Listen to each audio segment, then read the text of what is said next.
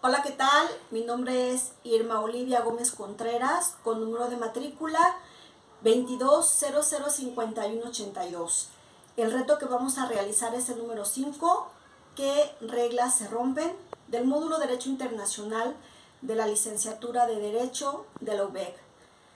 El nombre de mi asesor es Filiberto Eduardo Manrique Molina y la película a describir y la que vamos a analizar sobre leyes, tratados, espacios, territorios u organismos internacionales implícitos sobre la soberanía nacional y el derecho internacional es Enemigo Invisible.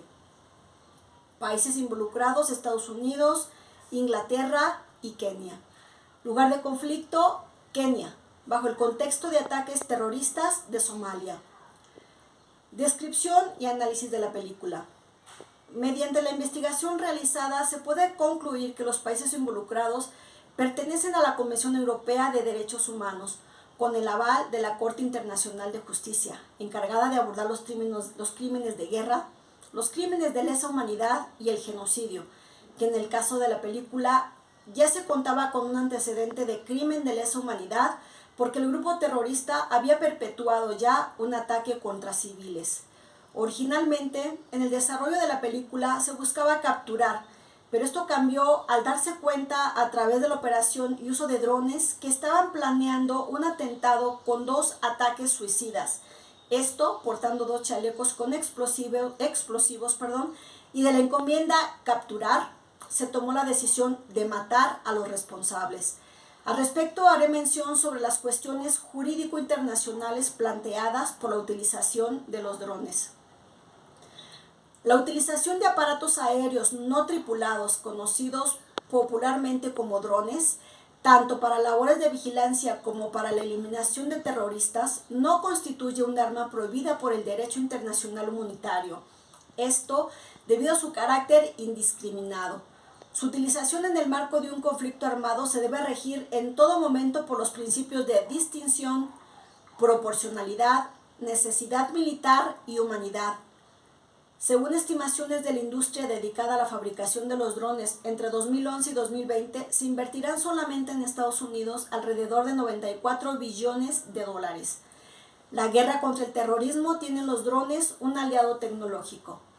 Una de las reglas fundamentales que regulan los métodos de guerra en el marco del derecho internacional humanitario es que dichos medios tienen límites, como dispone al respecto el artículo 35 del protocolo adicional a los convenios de Ginebra de 1949, relativo a la protección de las víctimas de los conflictos armados internacionales.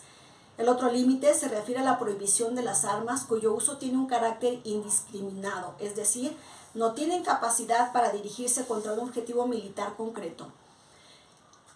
En la parte donde la película muestra este dilema del daño colateral, se resuelve ajustar el punto de caída del misil con un índice del 45%, que es un requisito impuesto por los personajes involucrados: el ministro, el procurador general, el secretario de Relaciones Exteriores. Y así argumentaron que se cumplían estos 2 criterios legales que justifican un ataque, ya que también argumentaron que el daño colateral sería el mínimo por ser un país amigo.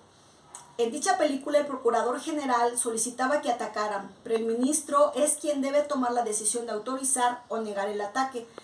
Pero este temía a las repercusiones políticas, anteponiendo la seguridad nacional por la buena imagen política. Mediante la investigación realizada o el estudio que hicimos y conforme a derecho, algo así debe ser aprobada por el Consejo de Seguridad de las Naciones Unidas, en donde se encuentran involucrados el Convenio de Ginebra, el cual abarca el derecho internacional humanitario, y organismos internacionales como lo son la ONU, el Consejo de Seguridad de las Naciones Unidas, el derecho internacional humanitario, el derecho internacional de los derechos humanos, la Comisión de Derecho Internacional y la Corte Internacional de Justicia. En la película encontramos también otro dilema. ¿Es legal atacar a una persona americana con pasaporte estadounidense? Puesto que el derecho a la nacionalidad y a ser protegido por su país, inclusive en el extranjero, mediante la representación de los secretarios de Relaciones Exteriores, es un derecho humano y un derecho civil en Estados Unidos. Pero el secretario de Estados Unidos, al buscar a la comitiva involucrada en el asunto del ataque, su ayuda y autorización de asesinar a una persona que tenía pasaporte americano, dice, su ciudadanía no lo protege por declararse enemigo del Estado. Encontrando esto reflejado en el Estatuto de Roma, en la Corte Penal Internacional, la cual declara que son suspendidos o abolidas las garantías de protección a terroristas enemigos de Estado. Muy probablemente iban a llevar el asunto a la jurisprudencia al Tribunal Europeo de Derechos Humanos, ya que allí se prevé el derecho a la vida, referente a su tratamiento de civiles durante la realización de las operaciones de seguridad. En la película, el objetivo principal era capturar, más no asesinar. Sin embargo, fue necesario expandir las reglas de combate y buscar autorización legal. Esto porque habría daño colateral. Si no se hubiera encontrado ninguna excepción, un ataque armado así constituiría un acto de agresión prohibido por el derecho internacional.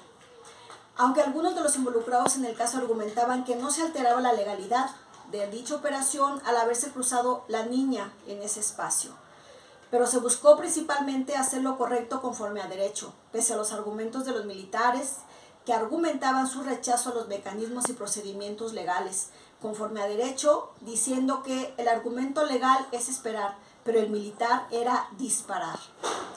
En cuanto a los daños colaterales en la película, la consejera legal de Estados Unidos mencionó que contaban con el sistema de fondos, el cual cubriría los daños colaterales.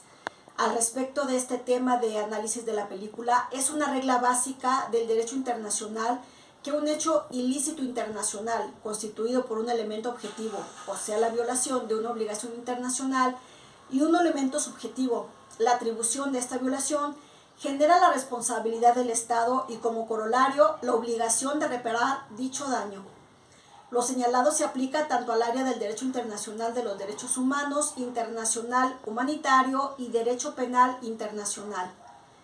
En el derecho internacional humanitario, como ha señalado el Comité Internacional de la Cruz Roja, es una norma que un Estado responsable por violaciones de derecho internacional humanitario tenga la obligación de reparar de manera íntegra la pérdida o la lesión causada. En los minutos finales de la película, el ministro es quien toma la decisión de autorizar o negar el ataque, pudiendo haber basado su decisión bajo el Convenio Internacional para la Represión de los Atentados Terroristas con Bombas, esto en 1997. De acuerdo al Nodo Regional Antiterrorista para África Oriental, pues esto era un terrorismo islámico. En la película, además, los agentes británicos americanos debaten en el tema sobre las distintas perspectivas del problema. ¿Es ético? ¿Es moral? ¿Es un buen movimiento político? ¿Estaríamos legalmente cubiertos en caso de que algo saliera mal? De igual manera, la intervención militar armada en otros países es solicitada cuando un país le pide a otro que intervenga para solucionar sus conflictos internos. En la película no se atentó contra la soberanía nacional, ya que el comandante del ejército de Kenia estaba involucrado, siendo apoyado además por los servicios de inteligencia británicos y por Estados Unidos. Como conclusión, el respetar el derecho internacional surge como un parteaguas en la película, ya que se debieron cumplir todos los protocolos. En cuanto al respeto al derecho internacional, hay una relación muy estrecha en la lucha contra el terrorismo y los diferentes organismos del derecho internacional. Esto permite a los estados cooperar entre sí eficazmente en la prevención y la lucha contra el terrorismo. Este gran y valioso marco jurídico incluye instrumentos que tratan aspectos concretos en la lucha contra el terrorismo, en conjunto con otros instrumentos internacionales concebidos para la cooperación internacional en materia de derecho penal, en la protección de los derechos humanos y en el establecimiento de los convenios sobre guerra, que ofrecen el contexto más amplio en el que se llevan a cabo las actividades para combatir el terrorismo. El derecho internacional, que trata específicamente cuestiones de terrorismo, se inscribe en el marco general del derecho internacional e incluye el derecho penal internacional, el derecho internacional humanitario y las normas internacionales de derechos humanos, ya mencionadas con anterioridad en la presente exposición.